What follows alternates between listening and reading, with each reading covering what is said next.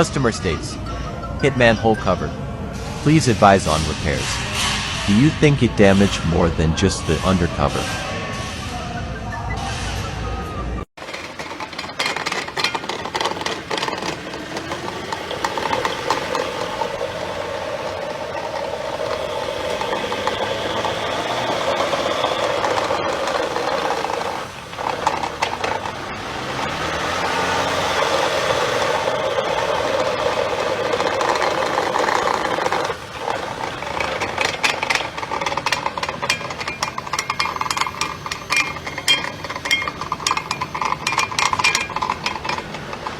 Customer states, no power at the shop edition.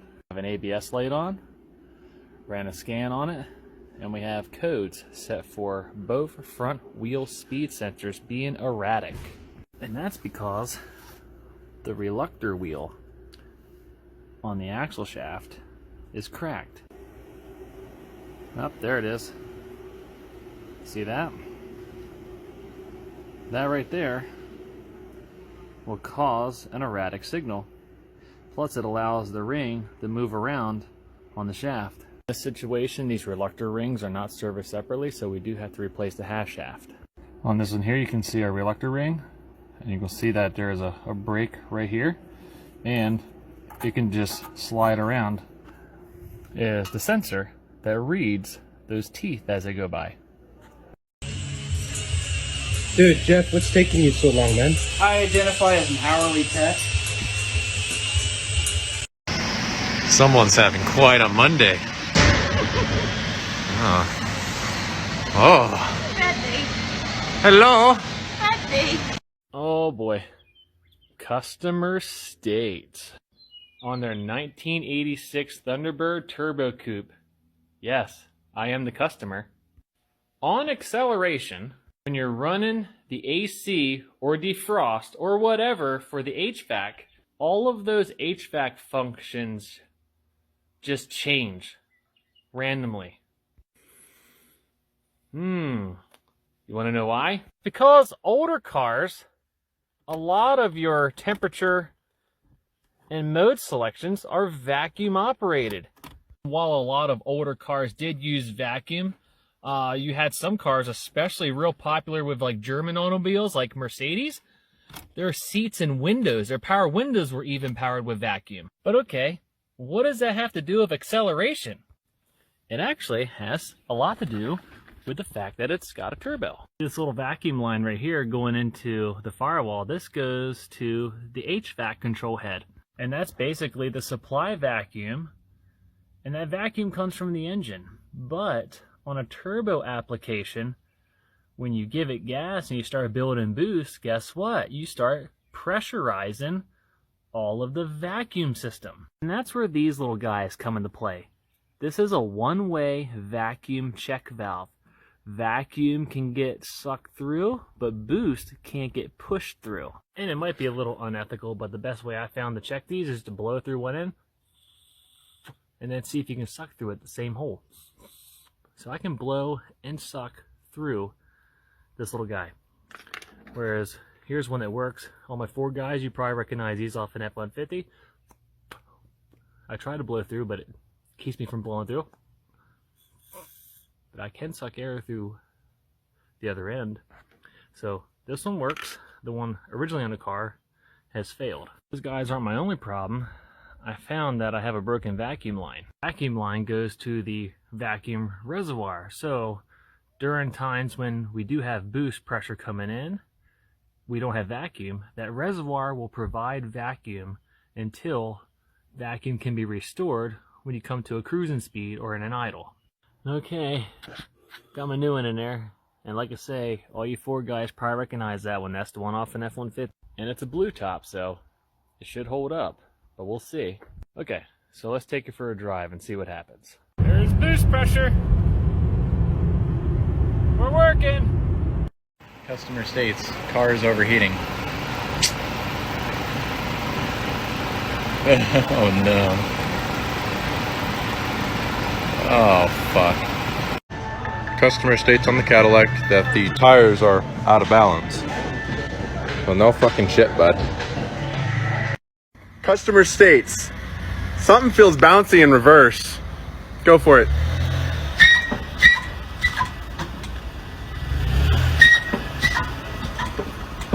Jesus Christ. Customer states they got a slight rattle noise in their engine. Justin, what's wrong with that timing chain? Oh, hey. That'll cause a slight rattle noise. So when this vehicle started knocking, it didn't knock for very long. It actually quit running. That's because it jumped timing while driving down the road, so that's never a good sign. We'll fix it. If you saw the last Ford Explorer video and you thought that was bad, well, check these out, and check this out, and check that out, and look at this. Oh, yeah. Customer states that we have a brake squeak.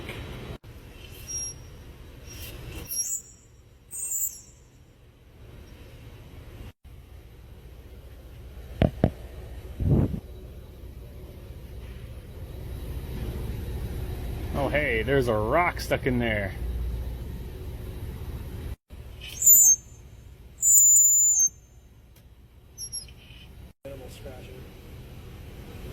Yeah, wore that rock down smooth. This is a great way to start off a Monday. Customer states, 2021 Outback with only 8,000 miles on it. Check engine light is on.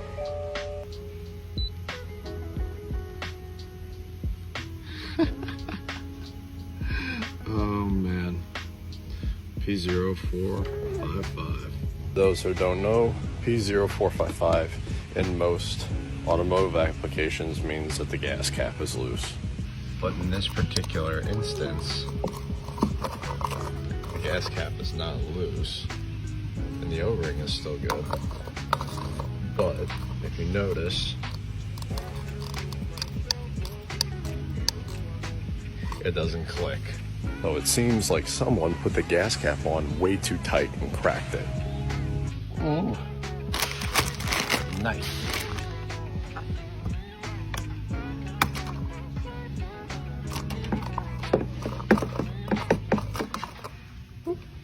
How about the old?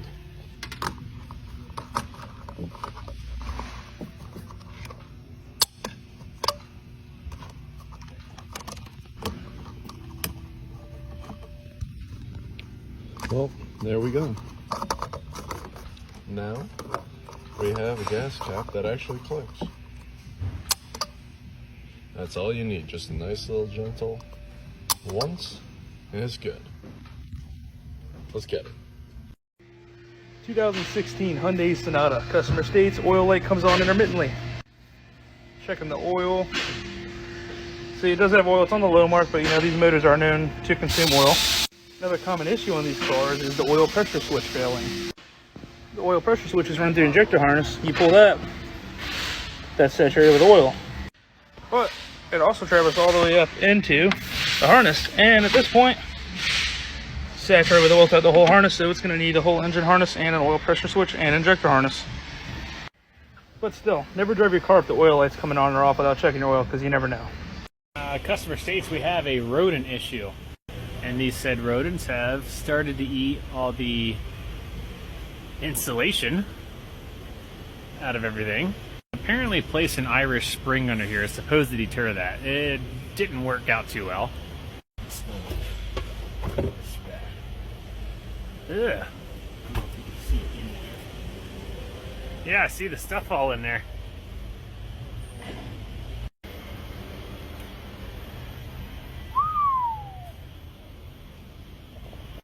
And that's not supposed to look like that.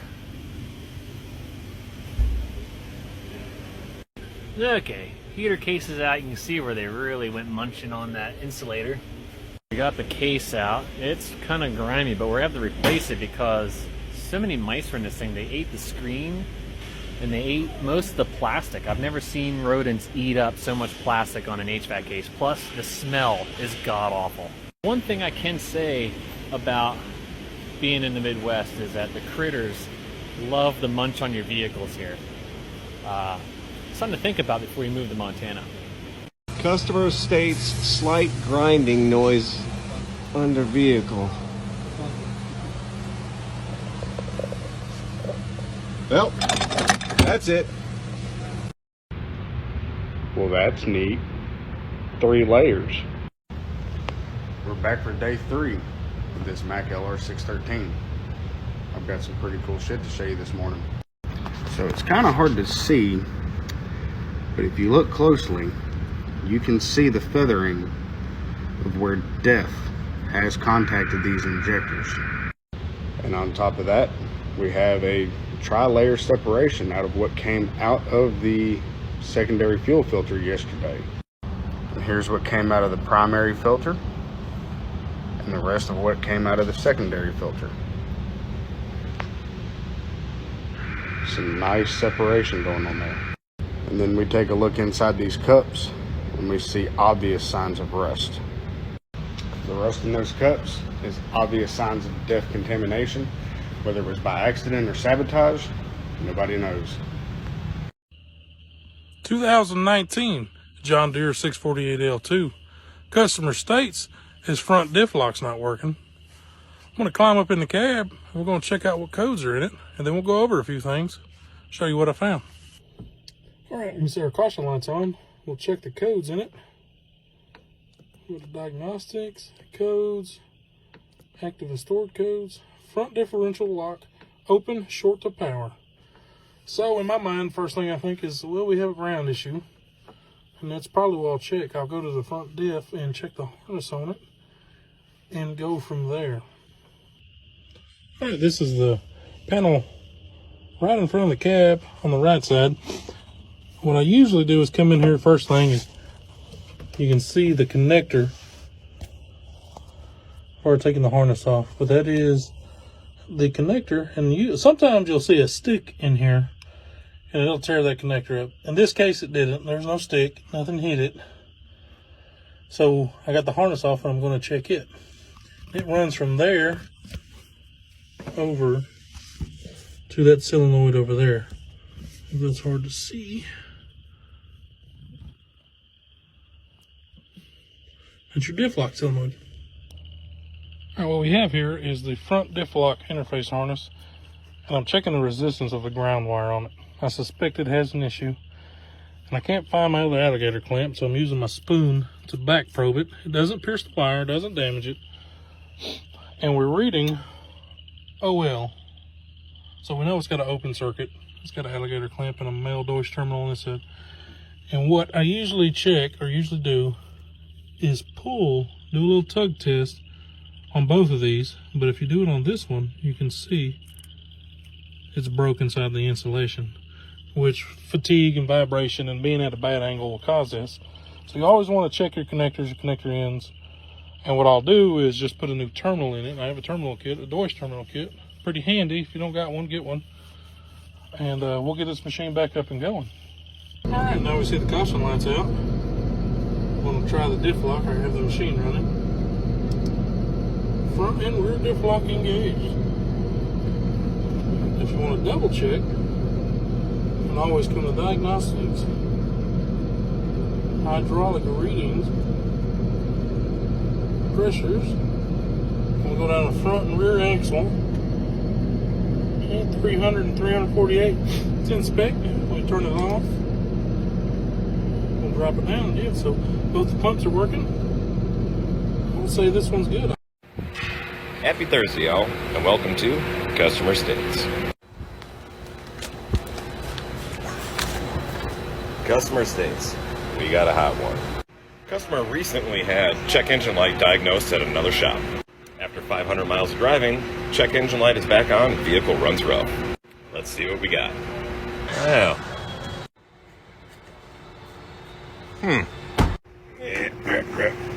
Ah, that's kind of neat. Let's see what we got going on here. Ooh. Get a little scoop.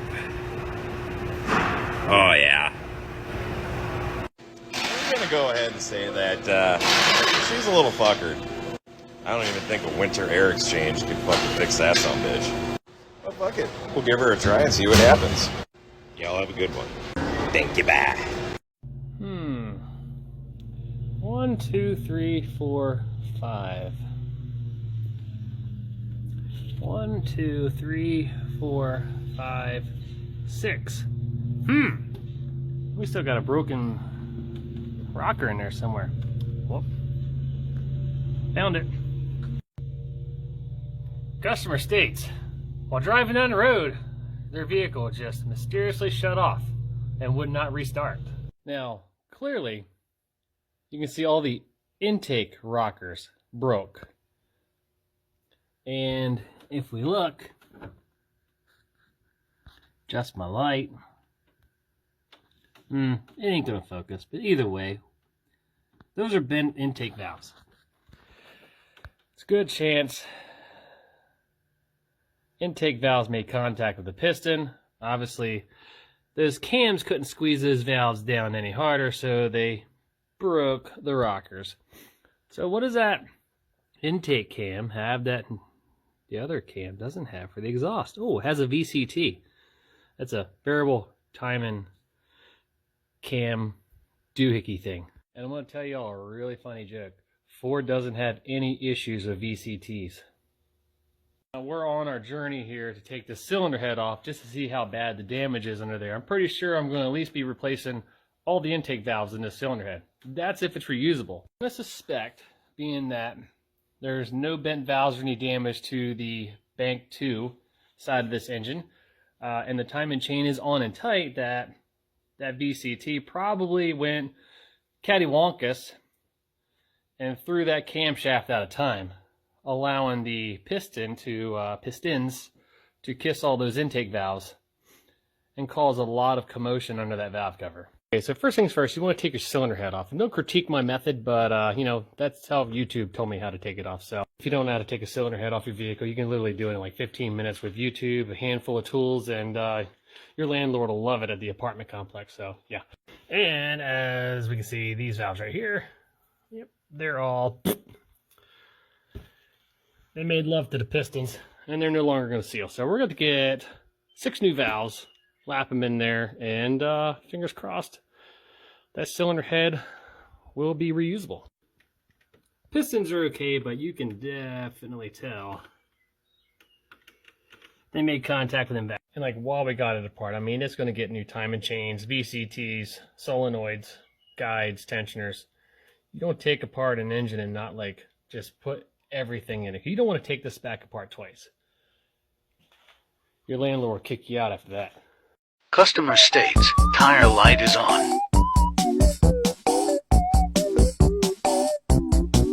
Alright guys, I'm back with another one. This is on a 3500 V6 Malibu. This one, the customer is complaining that the car is running rough and it's overheating. Let's call this one Run the Car into the Ground Thursdays. The first issue on this one, if you can hear that, that's the water pump. Second issue is that it's misfiring. Check that out. Whoa. The third issue is related to the water pump. It's also pissing everywhere. And they drove the car this way and it overheated. And not just the water pump's leaking, it looks like the radiator is also leaking. And yes, it did fail a block test. Check that out. Green fluid, that's what it's supposed to look like. And that's no good. And the final major issue on this car that's gonna cost the customer a lot of money is this. Look at that. It's out of gas. That's gonna be a lot. I'm out of here. Next. All right, guys, I'm back with that part 2. This is on that 1.5 Equinox that was misfiring. If you didn't see part 1, go ahead and look at that and come back to this video. So as you can see, it's all torn down. You guys can't feel this, but man, there's a gouge in this wall right here. That's not good. Here's that piston. Check this out. Hey, Steve, if you're looking, if you're watching, check this out. Holy shoot. I don't know what fell in that cylinder, but man, this scarred up the piston real good. Okay, so it was on cylinder 3, the damage. So here's 1, here's 2, and there's 3. Oh, damn. So I keep inspecting and I keep finding stuff. Look at the stem on that valve. Damn. No spark plug pieces were found. I'm thinking maybe they got sucked into the turbo. This was an expensive mistake to make, but it happens. So this is still up in the air if it's going to be Goodwill or CP. What do you guys think it should be? I'm out of here. One of my biggest pet peeves in life is when you ask someone a question and they give you an answer that's technically correct, but also completely misleading. 2005 Ford Escape. Customer states that he's lost the only key that he had and that he's also lost the remote. Customer confirms that it is a universal Ford 3-button remote. Goes ahead and sends me all the information. I send it off to Ford. They send me back the code, and I cut an H86 service key, grab a couple of H92 PTs and a couple of Ford 3-button remotes, and proceed to drive 45 minutes to where the customer is. Once I verify that my test key works in the door and the ignition, I go ahead and duplicate it onto the H92 PTs, which I then proceed to try to program for the vehicle. Now, the first thing that crops up is the fact that the vehicle won't tell me how many keys are programmed to it. It gives me an error message, which suggests to me that the transponder system in this vehicle is not functioning. This is confirmed in the weirdest way possible when I go to cycle the transponder key, which has not been programmed to the vehicle, and the vehicle starts.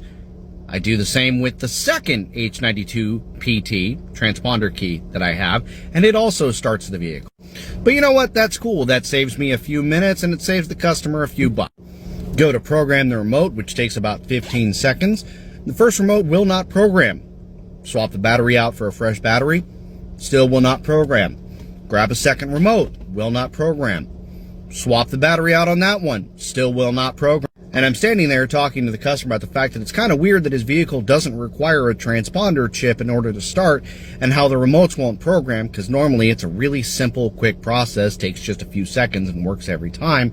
And that's when the customer goes to mentioning that while he did have a remote for the vehicle, the remote that he had never actually worked.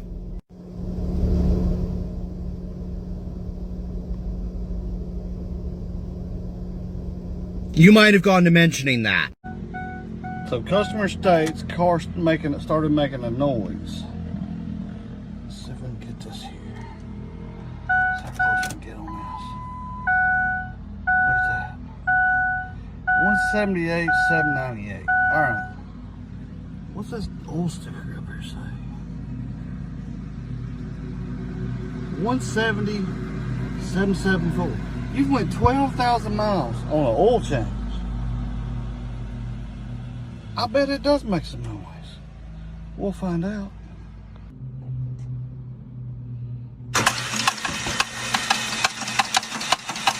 Yeah. Slight problem.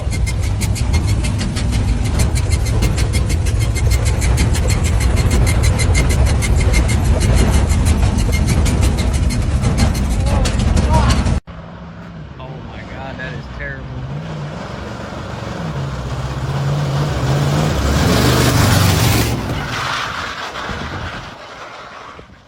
Battery's laying on the fucking solid axle. Okay.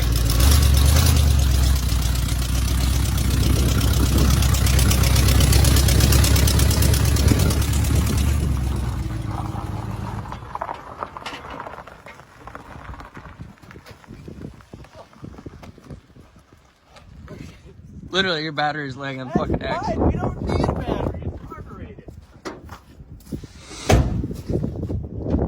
Read on one order. Customer states, here's an odd noise coming from the rear tires and a slight vibration. Well, sir, you're missing a little bit of tire. But how cool is that? Like, perfect tire, no tire.